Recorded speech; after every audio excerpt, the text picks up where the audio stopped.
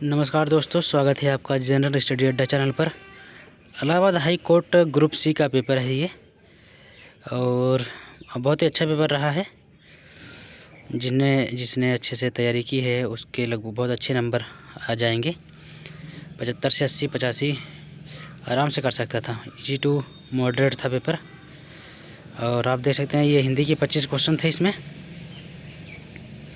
उसके बाद 25 इंग्लिश के, 25 इंग्लिश, 25 आपके जीएस और 25 मैथ। टोटल 100 प्रश्न थे। 1.5 घंटे का समय था, और कुल मिलाकर के पेपर बहुत ही अच्छा था।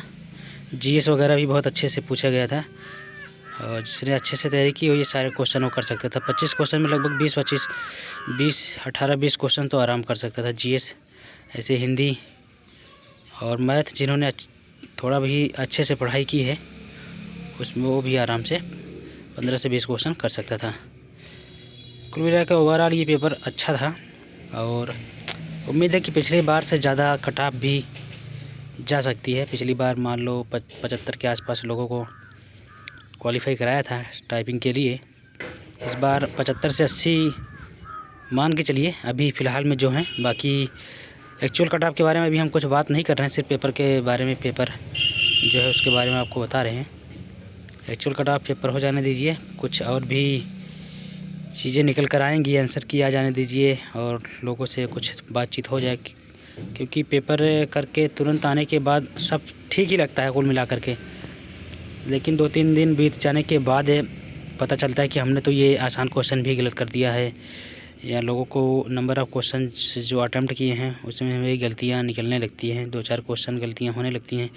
तो इसलिए कट ऑफ के बारे में अभी बताना जल्दबाजी है, लेकिन कुल मिलाकर मान के चलिए पिछली बार से तो कम तो जाएगी नहीं कट ऑफ। और जो भी है, जिसका अच्छा पेपर गया है वो आप अगली की तैयारी करना शुरू कर दे टाइपिंग वगैरह की, क्योंकि जल्द ही टाइपिंग भी हो जाएगी। 1 से 1.5 महीने में रिजल्ट आ जाएगा, 2 महीने में लगभग ज़्यादा टाइम नहीं लगेगा।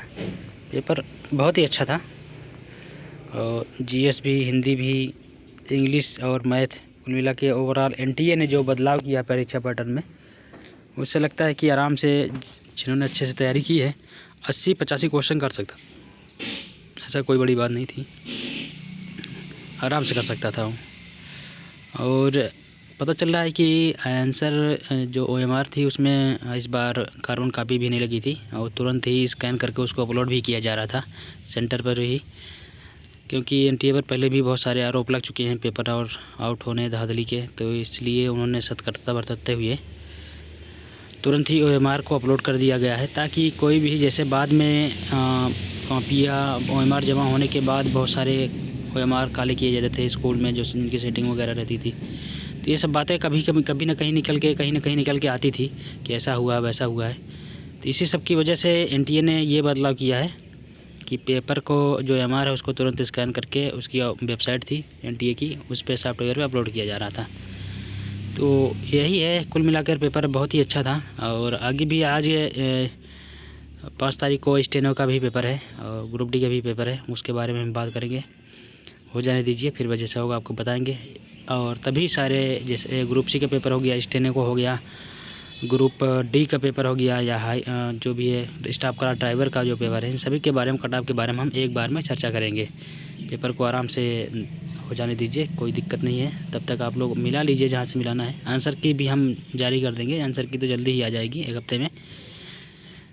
चलिए मिलते हैं अगली क्लास में, तब तक आप लोग अपनी तैयारी बेहतर बनाए रखें। नमस्कार। कट ऑफ के बारे में हम जल्दी आपको बताएंगे, अपडेट देंगे जो भी हो सकेगा। नमस्कार, बहुत बहुत धन्यवाद।